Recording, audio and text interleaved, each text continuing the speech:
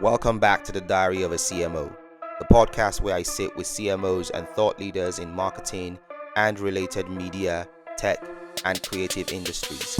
We'll talk about how they got to where they are, strategies and life lessons we can learn from them to help build a career, business, and ultimately a life that we love.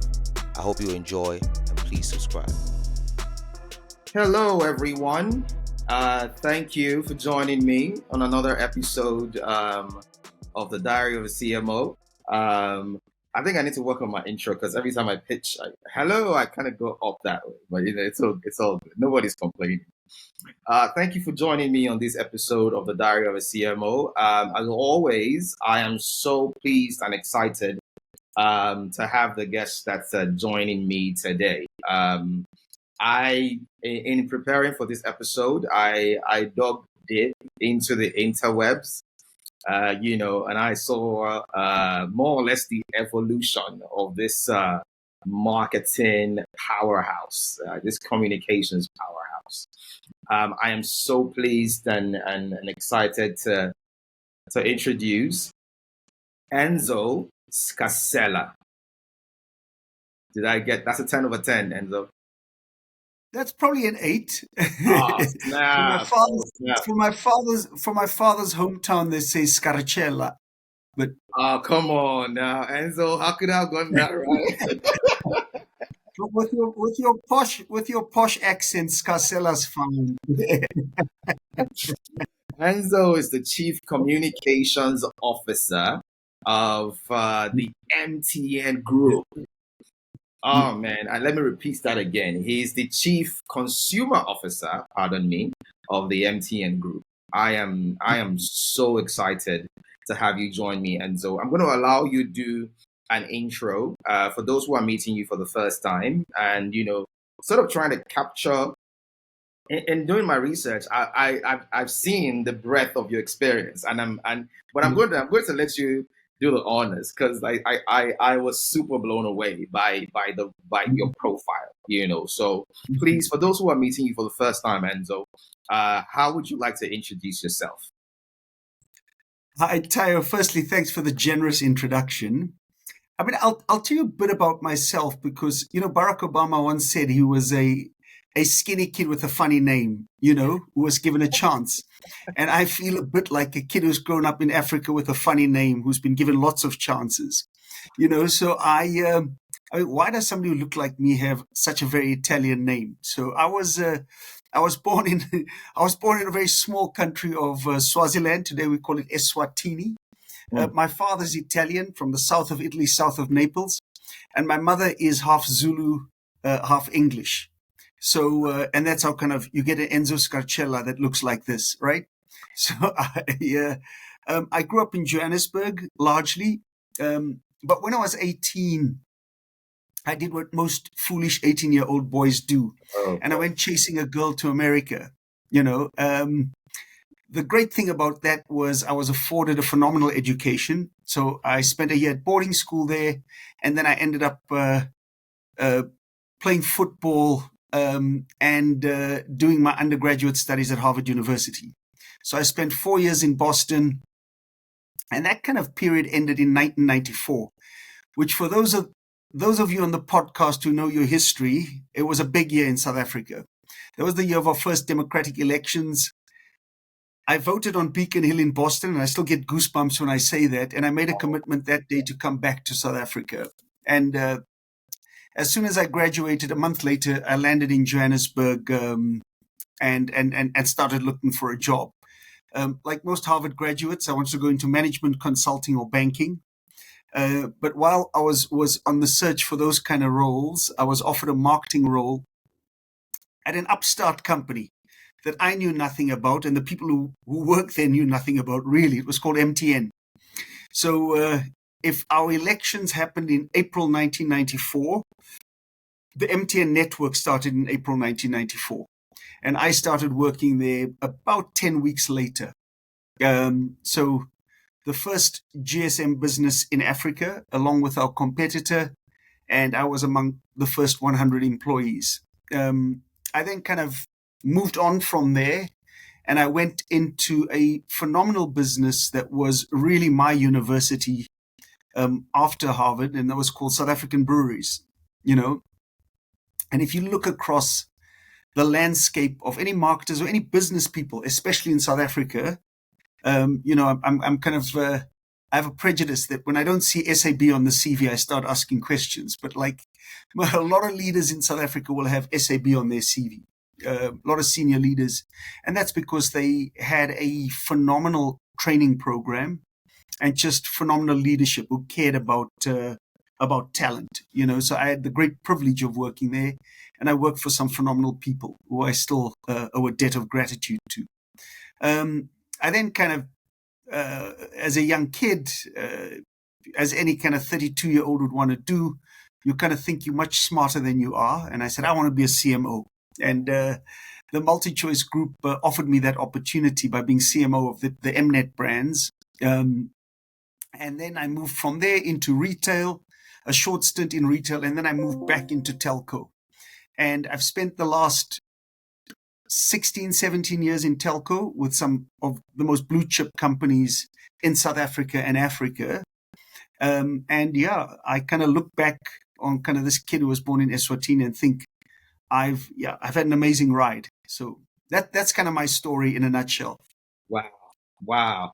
The funny thing is, I'm still stuck back at, chasing a girl to America. I'm stuck back there. Yeah. And so I'm stuck back there. Do you care to elaborate, please? What was not going my on? wife, Tayo. It's not my wife. So, as happens with most foolish teenage romance, it ends in tears, right? Right. And so when I arrived there, and I used to be, it may not look like it now, but I was a decent footballer. So I got a soccer scholarship to the university she was at. And I excitedly took a bus there to tell her this news. And I've now discovered that anytime a girl says to you, we need to have coffee and speak, I know it's going to end in tears. That's what happened. So she had a boyfriend when I arrived there, but as I say, oh man, not your finest hour, Enzo. Not my finest hour, but I'd say that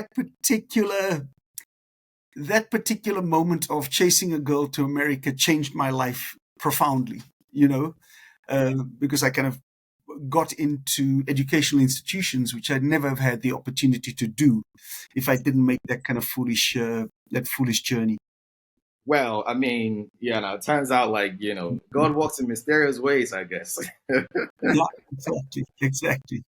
There's a plan. There's a plan for all of us. Man, thank you very much for that intro, Enzo. Thank you so much. It definitely lightens up the mood and allows for a very organic conversation. I appreciate that. You took care of that for me. When I start out the podcast, I typically try to find a less a softer conversation to kind of ease myself in. But you pretty much smashed that ice for me, so I appreciate it. So, Chief Consumer Officer, I must say, especially on the African continent, that's not the most popular role. I think we're kind of accustomed to Chief Marketing Officer, Chief Information Officer, CTO and things like that. But Chief Consumer Officer is one we're not quite acquainted with. Can you, for those who may not know, what's your day-to-day like and what's your purview within the MTN Group? Yeah.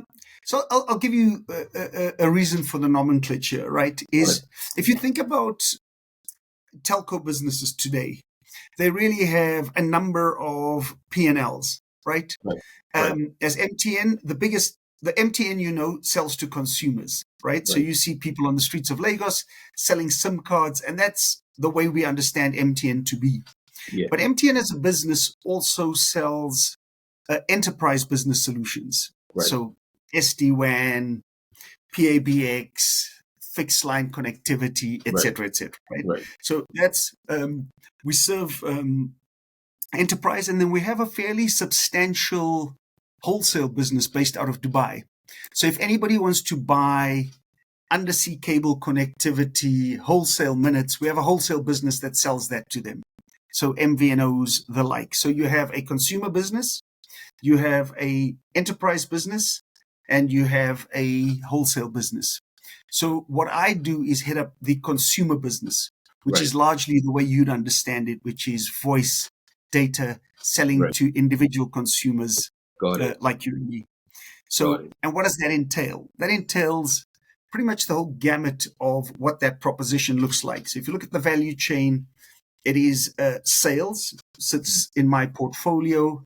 It is product development and pricing. It is devices. It is then when things go wrong, customer experience. So all of that is in my Got it. portfolio. And Got then it. we do stuff that is, we'll speak about later in this podcast, but I think is probably the genesis of the new way of marketing called customer value management, Got which it. is analytics and one-to-one marketing. But Got it. so that's what the That's chief your that's consumer your that's officer your does. Yeah. universe on a daily basis. I don't think my father knows what I do, but now you do, Tao. I think the same applies to a lot of us, right? Before my dad Exactly. passed, I'm pretty sure he didn't have an idea of what I did. But thank you for educating our audience that may not get Yeah. a sense of what your role entails. Now, let's take it from the consumer standpoint, right? You've been in the telecommunications space. I think you just said about 17, 18 years or so. That's correct, yes. Fantastic. So, I wanted to ask you, from your point of view and what you've seen, and having been in that industry for that long, and even Mm. beyond the industry to other, verticals, what are some of the biggest shifts in consumer behavior that you have seen in your time, as a marketing or communications leader? What are some of the biggest shifts you've seen in consumer behavior? And also, how do you think these behavior or have influenced marketing over same period of time? Okay. Yeah, so I'll start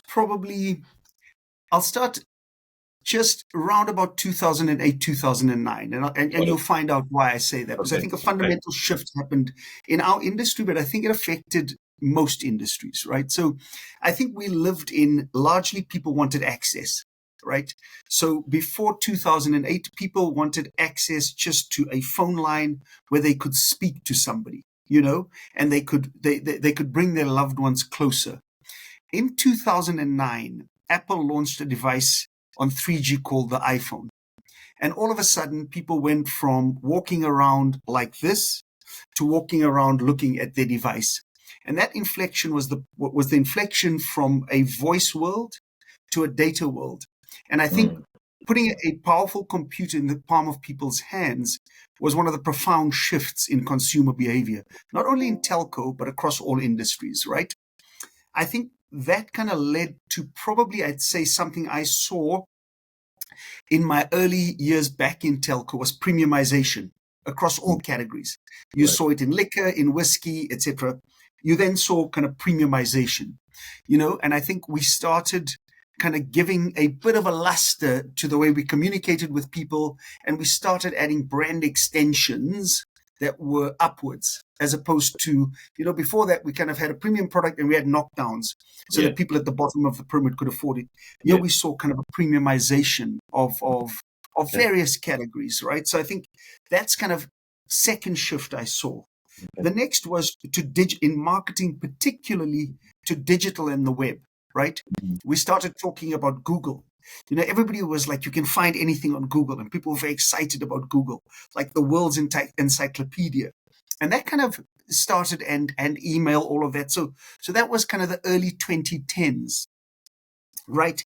And then I think then social media exploded, right? We started with Facebook, and then we went to Instagram, and I mean, then we had the era of social, right? And everybody became a publisher.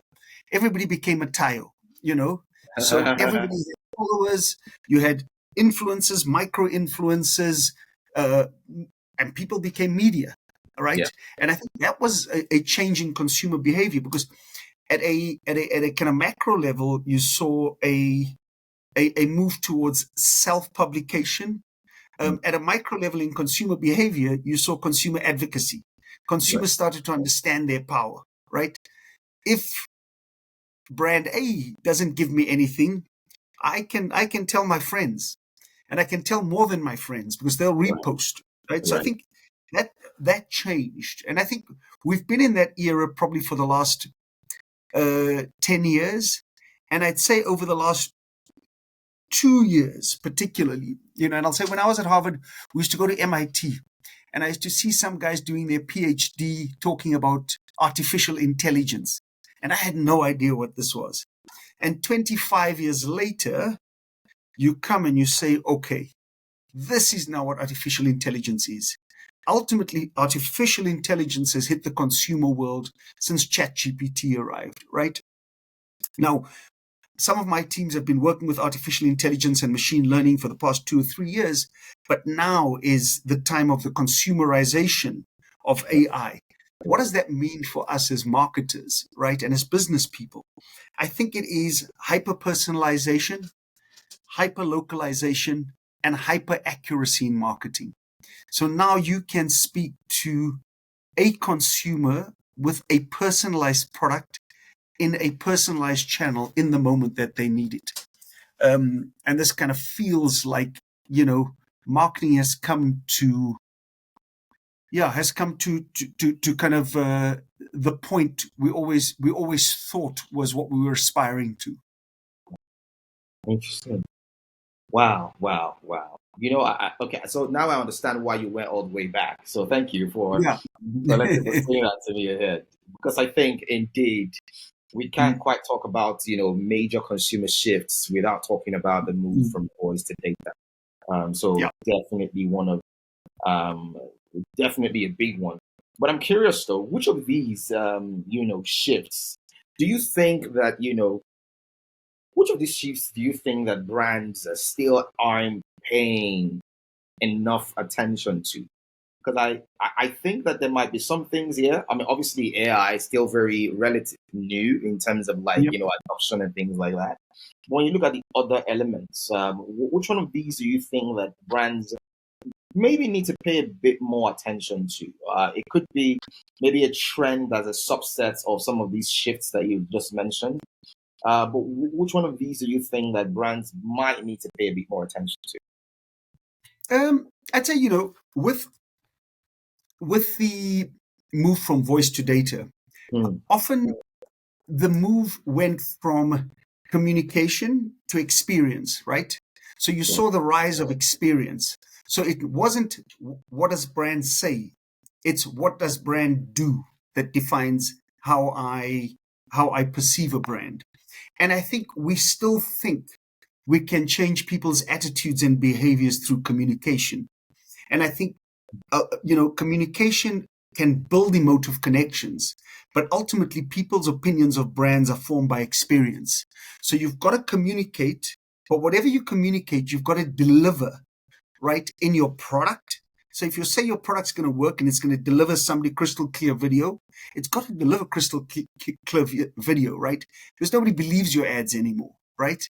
And if you say to somebody, when you have a problem, we'll fix it in 24 hours, you got to fix it in 24 hours because people don't believe you. So I think if you look at brand value was very much about positioning and communication. Today, it's about that and more. It's about that and the augmentation of brand experience. And with digital brands, where your channel, your product, everything lives in kind of the web and Web 2.0, experience is it. Experience is your brand. So, and I think we disconnect often communication and product and brand experience. And actually today they're one for me. Wow. Yeah, I think you hit the nail on the head. You definitely hit the nail on the head with the experience bit of it. There's clearly a lot more that as you were speaking, and I'm thinking in terms of my own experience of brands as a consumer now, not even as a professional. You are absolutely right in terms of that experience from the point of the communications to the products after sales, etc. I think for sure you're absolutely right. There's a lot more that brands can do in that space. Speaking about, like product promise, and this might be a sticky one. um, Speaking about product promise, one of the things I've pondered about is for a telecoms brand or telco brand like MTN, how do you balance brand love or building that brand equity or that brand value or brand love, and the occasional, sometimes inevitable service frustrations. I mean, this might not be the case for MTN, but how would you recommend, your counterparts in other companies? How do you recommend? Because I mean, sometimes when you get on Twitter and then you see one particular telco brand is being hammered, there are the usual suspects. At least in this part of the continent, it's not MTN. No, it's not MTN. I'm sure the brand people who use the brand I'm talking about know themselves, but let's not get into that. The point is, how do you balance that? How do you manage, building brand love, and this sort of almost inevitable occasional telco service frustrations? And again, this is not the case for MTN. Let's make that clear. So we're trying to render, counsel or advice for our counterparts at other brands. Oh, you're a generous man, Tao. I'm an optimist, but I'm a realist, right? Okay. I know, MTN, we do billions of transactions a day. If you think every customer, every moment, you need technology to be holding it together, when they're doing a financial transaction, when they're doing a data transaction. So there's a lot we are doing. So even if we have only 1% downtime, those are billions of transactions. So there are lots of opportunities for things to go wrong. So I'm realistic to that opportunity, to that kind of flaw we have. And I think there's lots of friction in the way we serve customers, right? But what I'm optimistic about is that we are consciously aware of some of our flaws. And I think we work every day to fix those. But I think what it is this concept that I kind of planted earlier in our conversation that says brand promise and brand delivery need to go hand in hand, right? And when you are working, whether you are the CMO or you are the frontline staff in a store, what you are trying to do is deliver on a customer's wants, needs, and desires, and trying to empower them to live a better life, right? Because that's kind of our promise. Right. And what we need to do culturally is get everybody to believe that. And I think in some parts we get it right, but we also get it wrong. But what I can promise you is we're not going to stop doing it. But I think as a lesson to everybody, I think you've got to get everybody in your business aligned that our job is to serve the customer, right? And the people in senior positions, what I always say to them is, if you don't serve the customer directly, if you're in HR or finance, make sure you look after and empower the guy who's at the storefront or at the call center. Your job is then to serve them, to make them better at serving the customer. Don't get in their way. So I think that's often where we get the friction wrong, but we're working in that direction and working to get it right. But philosophically, and the lesson I can impart are two lessons. Right. The one is brand love and brand experience have to be intertwined, right? And that's working towards kind of the convergence of those is what every marketer should be doing. The second is culturally in the organization. Our job is to serve customers. And if you don't serve customers directly, support the people who serve customers directly. I like the thought about, that alignment from top to bottom. Because I think that sometimes that's kind of where things might go wrong. The brand promise and the brand experience, the task, just to kind of try to, encapsulate what you just talked about. The task is to ensure the brand love and brand experience converge as much as possible every time the consumer interacts with the brand. And if you are not directly servicing or serving the customer, ensure that you are supporting those who are as much as possible. I think that alignment from top to bottom is really, really critical. Speaking about top to bottom, by extension, leadership, you have been in leadership positions for like God knows how long. It feels like from the first few years of your professional career, you immediately became a leader in some capacity. I wanted to ask you because sometimes this is not a political show, and we don't claim to be, but sometimes the quality of leaders that we produce as a continent leaves a bit to wonder, if you get what I mean. Therefore, I always like to speak to, when I'm talking to corporate leaders, marketing leaders, leaders like yourself, I always like to ask,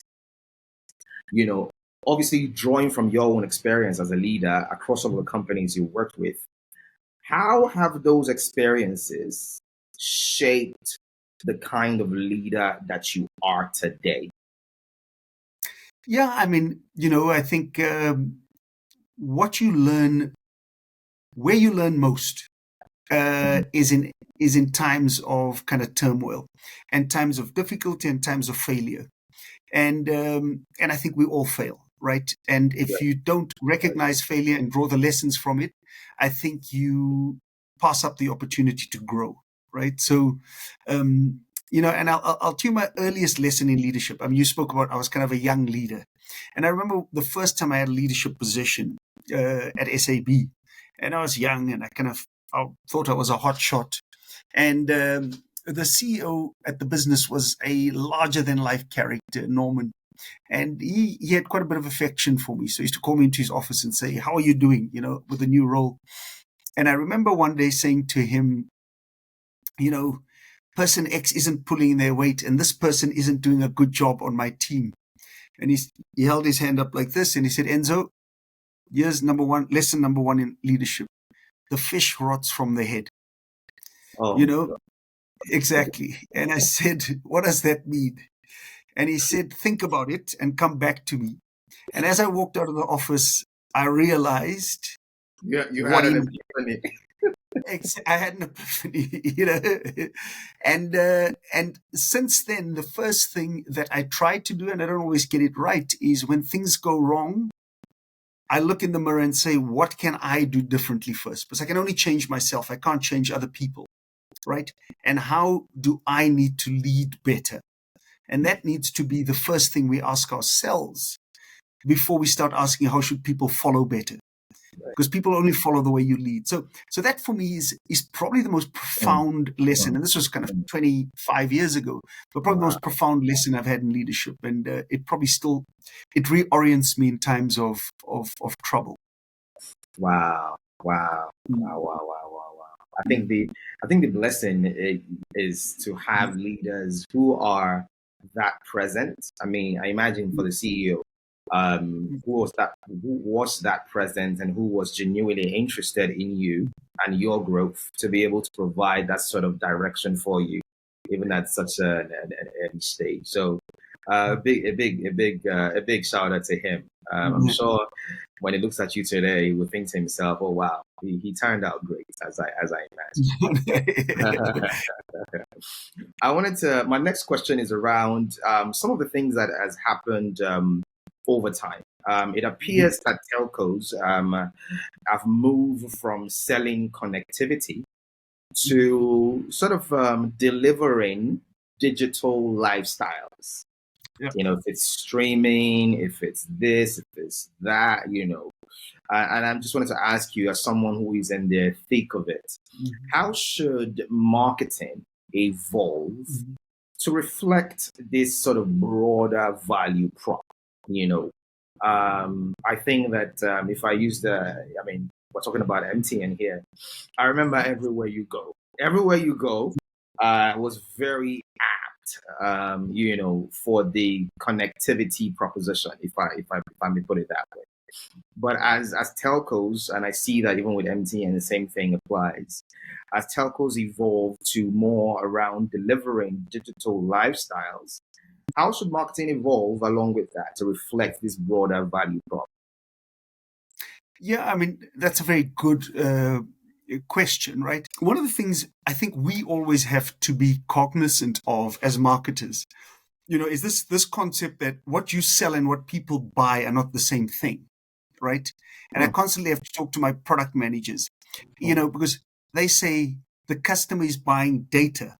No, the customer's not buying data. The customer either is buying access to education by logging onto an MITx website.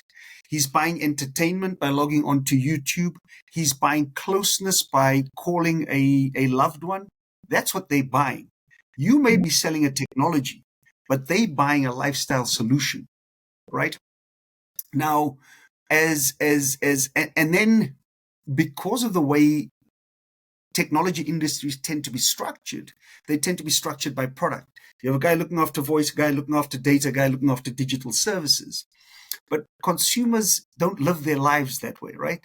Consumers are farmers, they are traders, they are business people. And you've got to say, okay, how do I deliver solutions that have all of these product elements in it that actually solve a customer's problem? If a customer's problem is productivity, right? He wants to speak to, and he's a business person, there needs to be a voice component. There needs to be a data component to be able to log on to platforms such as this, but he may need Microsoft 365. He may need Microsoft Teams as part of that package, right? And there needs to be seamless connectivity with great upload speed so his video never breaks up. That's what he wants to buy. He wants to buy a connection to business. He wants to buy business success. And you've then got to think, okay, what products do I have in my portfolio to deliver business success for this guy? Right? So, or this lady, so that's, and I was speaking to some young people today about Zambian farmers. I said, what Zambian farmers don't want from us is data, because the first thing young product managers think about is you can use this for Facebook. And the Zambian farmer's like, I don't care about Facebook. But what he cares about is tell me what the weather patterns are. Tell me what crops to plant. Tell me how to plant them, right? Tell me what price I should sell them at what market, right? With your fintech products, give me, I need money before planting season. I can only pay you once I've harvested.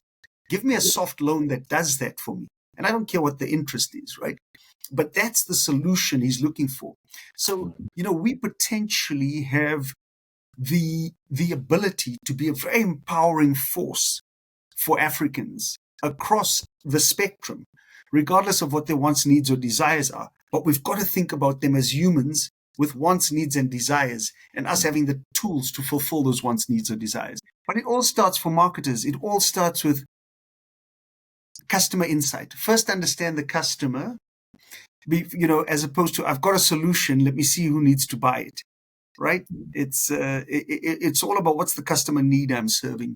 And even with content in the digital world, I think we increasingly have a duty to curate it for people who are less literate, digitally literate, right? So how do I help the farmer find the stuff that's relevant to him? Because it's quite difficult to find on the internet when you're not au fait with it. How do we help those people and deliver mutual value, by the way? Because if we deliver value for him, there's lots of value for us, right? right, But right. how do we curate content? Because content is the big differentiator in the digital world. And if you can get the right content to people, it can change their lives. But we probably need to play more of a curator role as marketers in the technology space. Mm, mm. I was about to say something, and I thought I'd say this first. Some years ago, there was I think I was doing some work uh, with one, I think it was a consumer goods. No, actually, it was a telco brand, and when when we go to I'm not going to mention the name of the brand. When we go in for meetings, it was a taboo to mention the name of a competing brand, even when it's in an actual strategy session. Like I'm not trying to throw shade. I'm not trying to be, we're having a very constructive conversation, but it's a taboo. So the best you can do is mention the name of the color, right? So I wanted to reference another telco brand who have had their marketing leader on this show as well. And in that spirit of not mentioning the name of another telco brand in the presence of another telco brand. I was talking to this person, and uh, they spoke about a particular proposition that they had that made it very easy for them to sort of speak to. Let's kind of talk about this farmer and like this more remote or rural customer. And there was like a very perfect alignment between that particular audience segment and this product innovation that they had done, to the extent that it wasn't so much as it wasn't even a it wasn't a connectivity call or data product. It was actually a financial services product, and Yep. for them, that really landed whatever the purpose of the brand was for that customer. And I guess that's the conversation, is that whatever the central value prop is, how does it find expression Yeah. across the audience segments that we cater to? I wanted to ask you this. Sometimes from the outside looking in, and for those who've been in the marketing space for a bit of time might agree to this, it almost sometimes appears from the outside looking in that marketing is all about, this campaign and that campaign and this campaign. Sometimes, some brand managers don't help, because it's almost like they have a calendar of brand events. I'm supposed to launch a consumer campaign Q1. I'm supposed to launch a promotional campaign Q2. Promotional campaigns are typically Q3. Just kind of show you, like, I'm kind of like, I kind of have an idea of that calendar, So, and sometimes it's almost like, just ticking the box. This campaign, that project. I wanted to ask you, as a marketing leader, I haven't been that for a long time, what really is the role of a marketing leader? So, from my point of view, I mean, ultimately, we are, you're responsible for unlocking business value, right? You are, that's the reason we exist, right? The campaigns are a tool, they're an enabler to engage consumers, educate consumers, and in so doing form a relationship, right? But let me pull the lens back a bit. I always like to talk of it, and if whoever's listening to this podcast, if you're an aspiring marketer, think about it this way: is marketing is about logic and magic, right? And often the hard part for good marketing people to do is the logic part, because that's the left brain part, and good marketers are left brain and right brain, analytical and creative, right? And the analytical part is, I need what we spoke about earlier, Tayo, consumer insight. If I don't know what somebody wants, I can't develop a solution for them, right? So the first thing is about insight. The second thing is about quantifying the opportunity. If this is the need, how big is the need? Can we sell a lot of this stuff, right? Are there a lot of people who have this need? Is the first thing. And then the third thing is, where do I find these customers, right? All of the people with this need, where do I find them? So it's the left brain bit, right? I've got a customer need. There are a lot of people who want to talk to their loved ones in, let's say, there are a lot of people in Lagos who want to talk to their loved ones in New York, as an example, right? Then I say, okay, how many Nigerian expats are there in New York? They're 4 million. Okay, that's a big opportunity. Now, how do I find these? How do I connect these two people? Right? So what I do is I then say, okay, I'm going to find them on Nigerian content websites in New York, and I'm going to sell them voice bundles to call back to Lagos with, right? That is all you can eat, or VoIP bundles. So that's the analytical bit.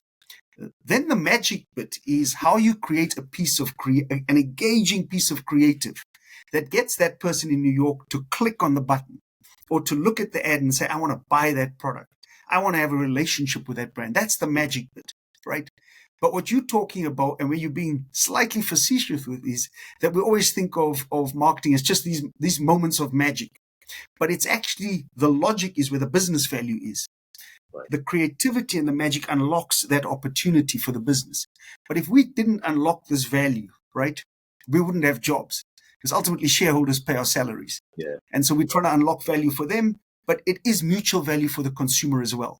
So we've got to deliver value to the consumer and deliver value to the business. So in summary, logic and magic.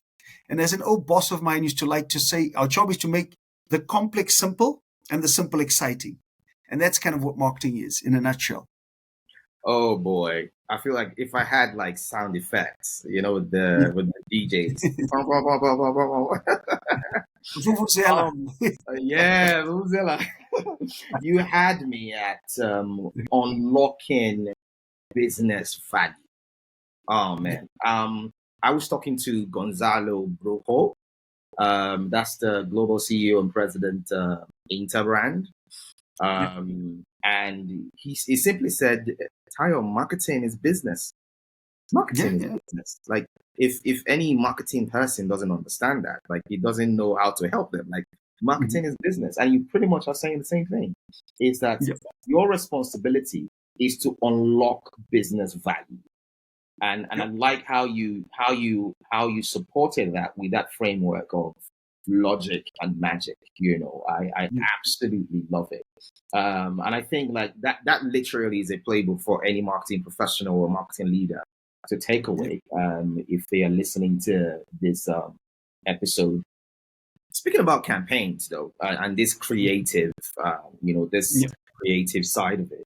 How do you navigate that, especially when you have to oversee multiple markets and the Yeah. diverse cultures and diverse, and the diversity that Africa represents. I was looking at, I saw a video earlier today, and the guy was talking about how, Hollywood represents how Africans speak English, and it's the same tone for every, so it's almost like when it's an African character in a Hollywood movie and the person is supposed to, obviously speak their lines, the tone, the inflection, everything is the same. And the gentleman was critiquing it, saying, as Africans, we don't all sound the same. Like, like if you hear Mhm. a Nigerian speaking English, like this is a Nigerian. If you hear a South African speaking English, you can tell the differences. That's just an example of how diverse we are as a people. And I'm curious to ask you that as you develop and as you work with your team, and you develop these creative tools, whether it's a campaign, Mhm. whether it's whatever it is, how do you navigate that diversity in such a way that you create something that connects regardless of whatever markets you expose it, at least within the African continent? Yeah, I mean, I think, again, very good question, very complex question, right? Mm, But I think needs for products are generally universal, right? And I mm, think there are universal human truths. We mm, all want to love, we all need friendship, we all need all of those things, right? But because we all speak different languages, we eat different food, the way these things manifest themselves culturally through music, through art, is fundamentally different. And that's what makes it beautiful, right? The need is the same, you know, but I have a need for entertainment and rhythm. But me and my son have very different needs for entertainment and rhythm, mm, right? So, and so what you got to do is say, okay, what is the need we're serving? What is the universal human truth we're tapping into at a global level? right. But the execution has got to be very local, and if you can, hyper local. Because even in Nigeria, what happens in the north of Nigeria to River State to Lagos, is very different. So as you know from my name, my father's Italian. If you ask my father, what language do you speak? He doesn't say Italian. He'll say, I speak Vigenese. Mm, Because Italian was only unified 150 years ago. And there are 150 languages there that are quite close to Italian, but 150 different languages. And the language they call Italian today is from Florence, really, right? But and his grandparents wouldn't have spoken Florentine. They only spoke Vigenese.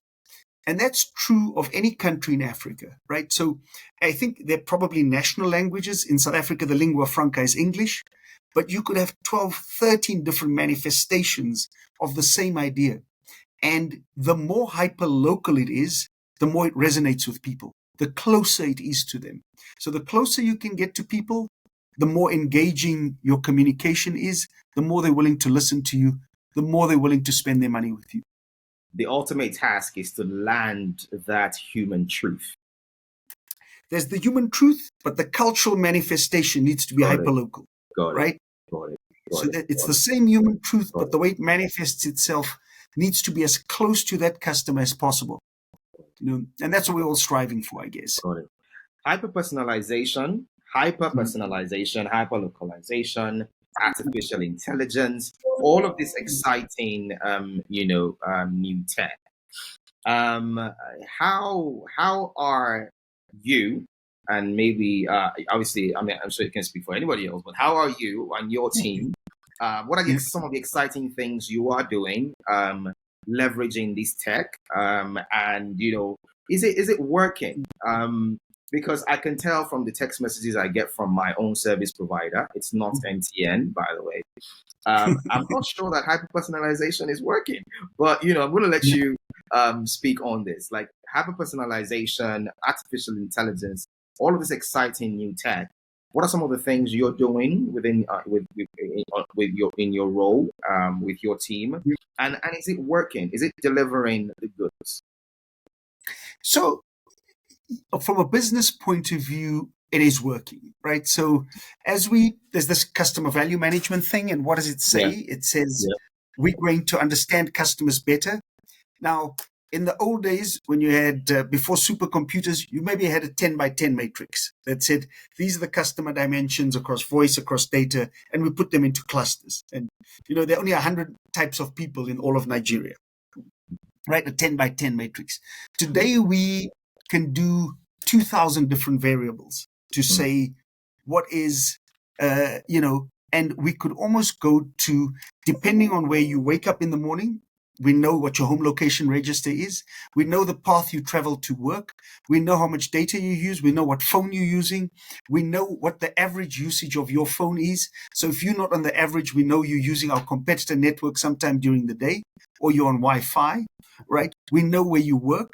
So based on where you live and where you work, we know what your income is more or less, right? So all of these dimensions, you can start to form fairly accurate proxies for what these people are like, right? So they're no longer these broad 5 archetypes in the country. You can go to probably in Nigeria 500,000 archetypes, right? In a country of 200 million people. So 4 archetypes across 200 million people is like 50 million people per archetype.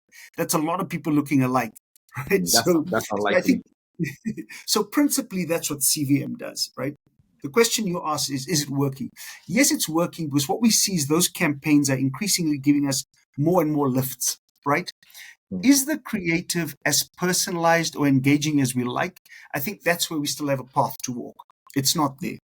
But I'll give you an example of where hyper-personalization and hyper-locality in the digital place is working. So today, if you are on Facebook in Nigeria, we know, and you're a prepaid user, we know what's in your wallet. We know how much data you have, right? So what we can see is that you are using data. We know what your metering is, using so many megabits per second, and when you're going to run out. And before you run out, we will pop up something to you. It says, Tayo, you're going to run out. There's money in your mobile wallet. Would you like to recharge with another bundle, right? Another Facebook bundle. Or you don't have money in your wallet. Here's a loan. Click on here and take a loan from MTN. Click, and you go back in. Now you can do that. That same API we can put into Facebook, into TikTok, etc. But that is a very practical use of technology that says, we know the product you're using. We know where you digitally live. You digitally live on Facebook, right? How do we get you there with because we know how many megabits you use a day. How do we give you that product? If you don't have the product, give you a loan until you can next recharge. So I think that's a practical use of how the technology works. But it is, to tap into your criticism, right? It is still run by techies, right? That part of the business. It's run by the left brain people, our data scientists, our mathematicians. What we need is some creativity to be wrapped around that says. Okay, I see. I completely, where you landed it in terms of, and because obviously as you're talking, my brain is doing about 100 miles an hour. Yeah. So where you landed it in terms of like this still being managed by techies and stuff, because I've Yeah. had my fair share of experience in dealing with this sort of like whether it's CDPs or customer engagement platforms or things like that, Yeah. and it's always a chore in terms of when you have to work with this tech team and trying to get them to understand to the point we were making earlier about logic and magic, and Yeah. how there's a very strong need for that collaboration. How do you manage? How do you think about customer trust? Especially when you have this different layers of parameters and stuff like that.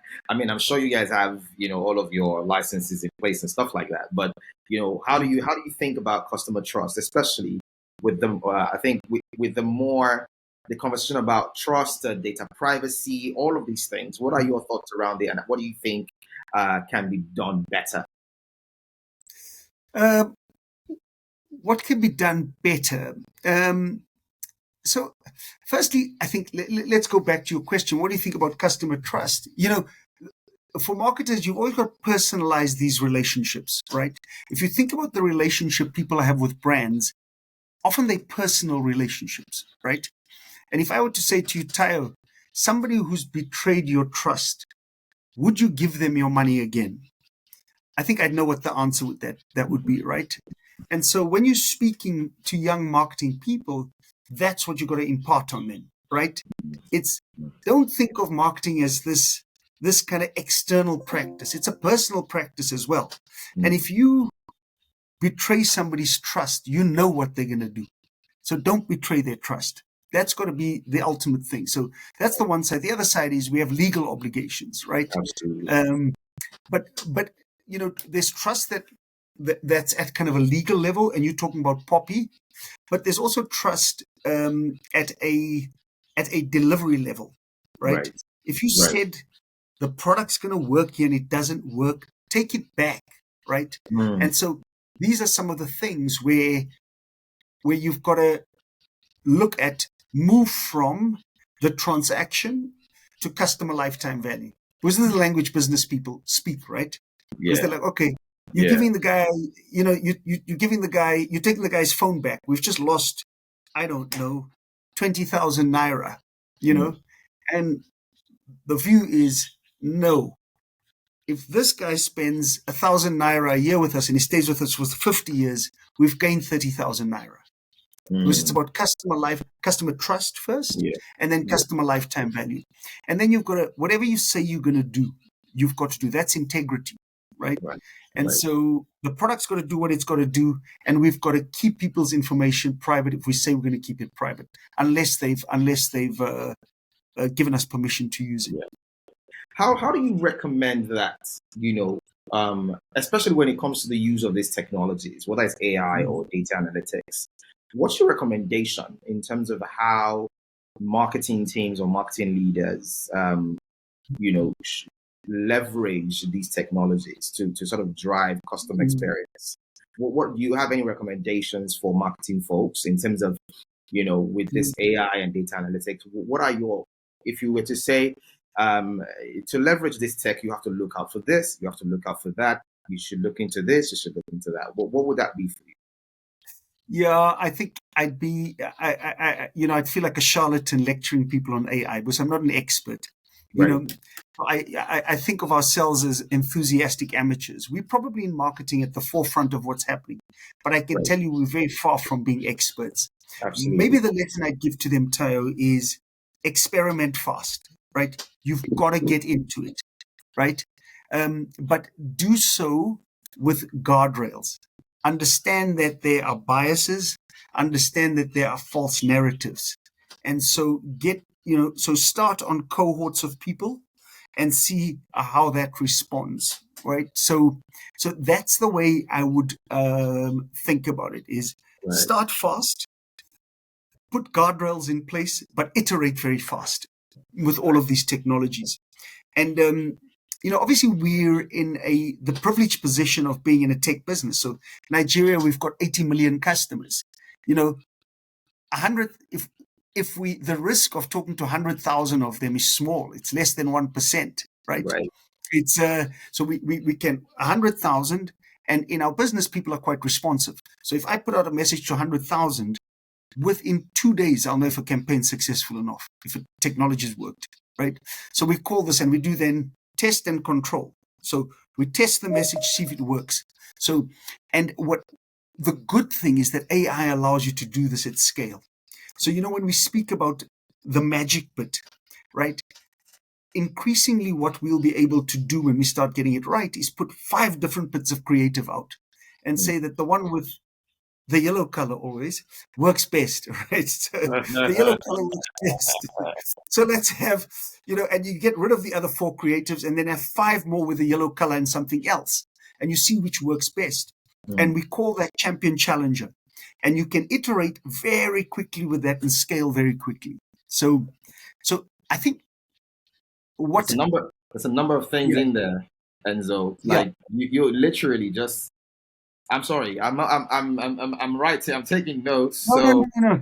There's a lot to. So let me start, and I speak very fast as well. But what I'd say is get in quickly, right? This is an arms race, to use that terminology. Get in quickly is the first thing. Put guardrails around it in terms of the size you execute at, but also be aware of biases that happen, and also false narratives that come out of AI, right? So be aware of those. So that's the second bit.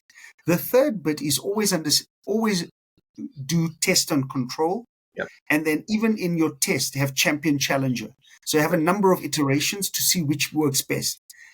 Then take the best one and again develop a number of options. And then you scale, right? I think those from my maths classes at university were called orthogonal tables, right? And how do you then take the best, fragment it, then cut off those that aren't performing well, fragment the best again. So you constantly, it's almost kind of like genetics, where you kind of get rid of kind of all the mutations and try to get the best one. So that's the way I think about it. I think that is definitely it's literally this is a one pager in my mind. Yeah. Is that this is, as you can imagine, when I'm having these conversations, I am trying to be present and engaged as possible. Somewhere in the part of my brain, I'm also trying to identify those sweet spots. You know what I mean? Like, and I like how I love your second take on the question and an attempt to really outline sort of like step by step, what your recommendations are. And I'm definitely going to be clipping out that part as a standalone on its own for content. So thank you very, very much for that. As things continue to change, especially from the consumer standpoint, sometimes there might be some sort of there might be a need to, rebrand. There might be a need to reposition, like we were talking earlier about a value prop that caters to a broader, audience segment or whatever. As those kinds of needs arise, how do you get, the internal teams and also even the consumer on board with the change? Yeah. So, one of the great privileges I had in my career was doing probably the biggest brand migration in Africa. We had a brand, you'll know the brand in South Africa, called Vodacom. I worked for Vodacom. It's on my CV, so I can talk about it. I don't need to say the red company, but there used to be a blue brand, right? And we had to migrate that to a red brand, which looked like Vodafone. Now you're talking about a brand with, at the time, 25, 30 million customers and 30,000 points of presence, right? That's going to cost you, $50 million to do. So this is a massive exercise to undertake. You also have 5,000 people who work in the organization who are wedded to this brand identity, right? So they don't want to let go. You have huge consumer likability, probably this country's most loved brands at the time, and you've then got to migrate it. So Boy, I think, oh boy, yeah, oh boy. exactly. I'm on the edge of my seat. I'm on the edge of my seat for this one.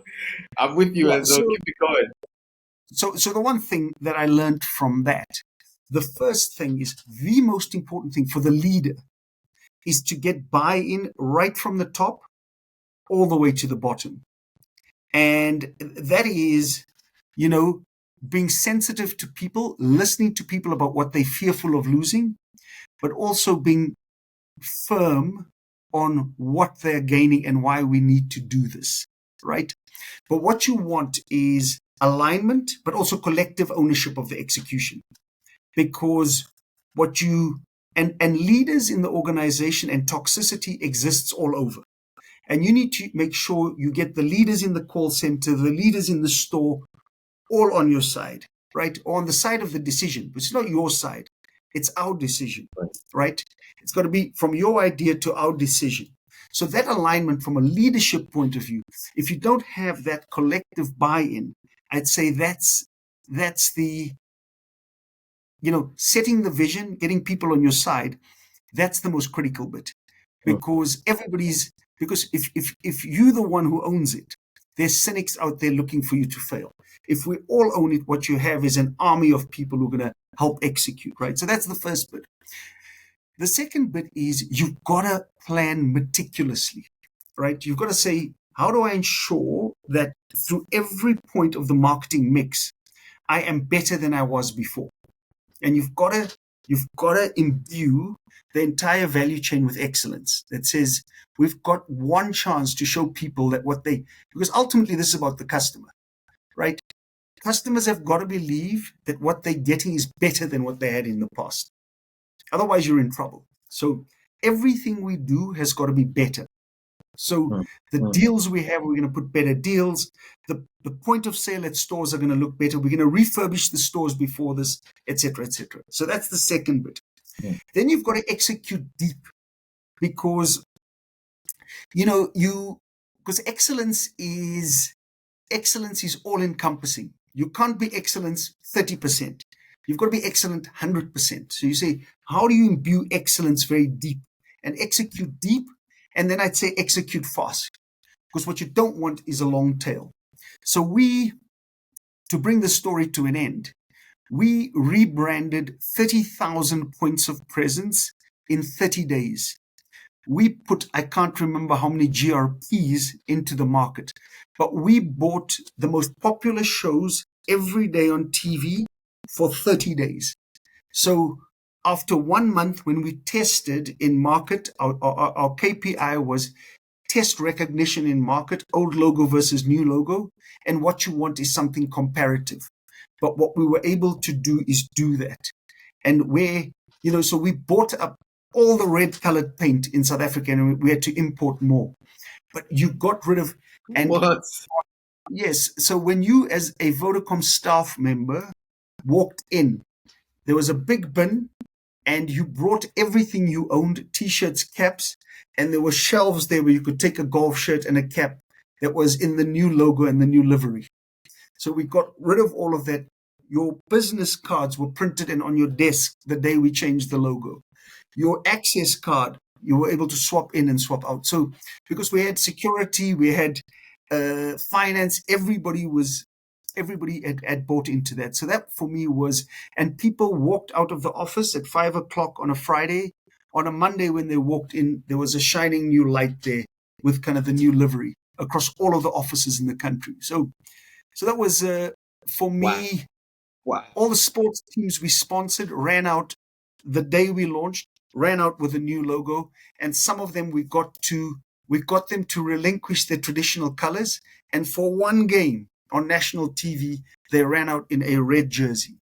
So it was, I mean, still, I think it was a phenomenal success. And then ultimately, in any exercise, Tao, what I say to people is make sure you have the very best people on your team. Because, after all of that, what keeps all of that together is that the people in your team you've got to have the very, very best people on your team. And in any business, it's like with any team. I'm a big soccer follower, but the people with the best people win. What led to this rebrand? Because I think that one of the biggest challenges is rebranding efforts, especially for legacy brands, in the way you've kind of described it, right? What led to it? What was the insights that led to this? Yeah, I mean, this wasn't. There was no insight. This was a more difficult, right? When you have a troubled brand, where you rebrand, which you're trying to re-energize the brand. I've done that a few times. That's almost an easier exercise, Right. because the people you're trying to attract, they've fallen out of love with the brand. Yeah, you're taking a very loved brand and you have to rebrand. That's very difficult, right? And often what happens with this is there's a change in shareholding. And what happened was Vodafone used to own 50%.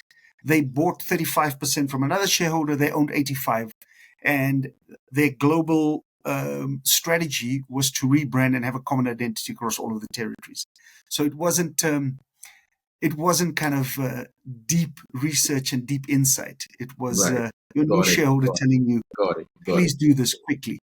Got it. So I think this is my final question. When you look at the state of marketing on the continent today, and I started thinking about marketing from a continental standpoint.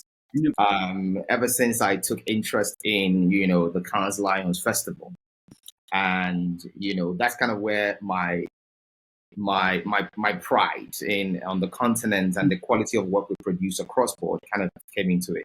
When you look at marketing on the African continent today, what excites you and what concerns you? What excites me? What excites me is increasingly we're telling our own stories, right? And increasingly we are celebrating, we're not trying to reproduce European ads in Africa. We're using our own creativity and we're telling our own stories. And I can tell you, I've been a marketer on this continent for many years.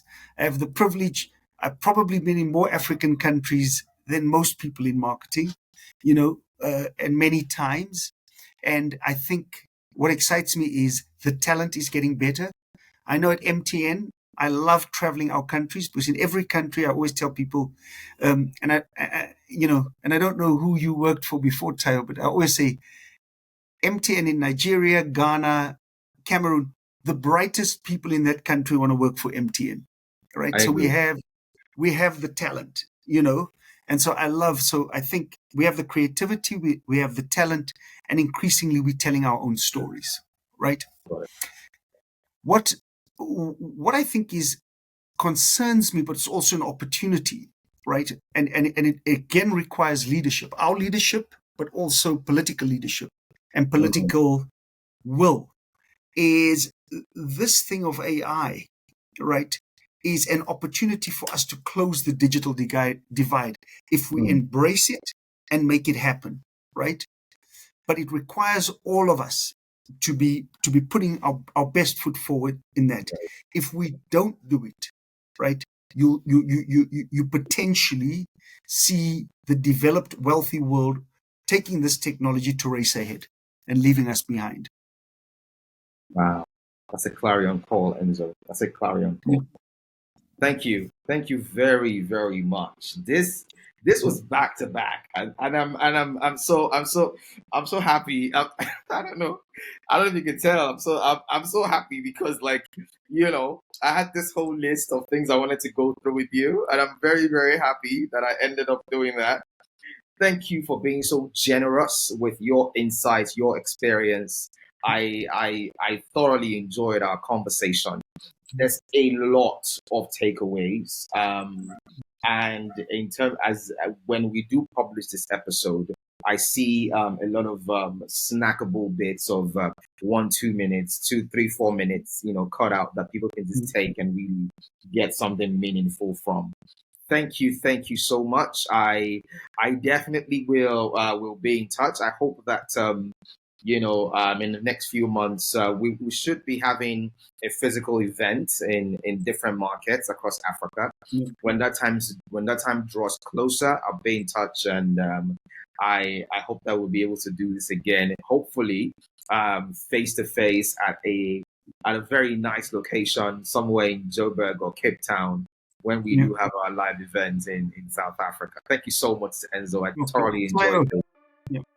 Thanks for having me on the show. And if you're in Joburg or Cape Town, and if you drink wine, I owe you a really good glass of wine. And just from my side, I think you are doing some really good work, and I wish you all the success you deserve. Wow, thank you. That means a lot. Okay. That means a lot. Thank you so much. Thank you guys for listening. It's been another incredible episode on the Diary of a CMO. I'm very sure you enjoyed it. Feel free to watch, rewatch, re-listen. Thank you very much for listening and watching. See you at work. Bye. Ciao.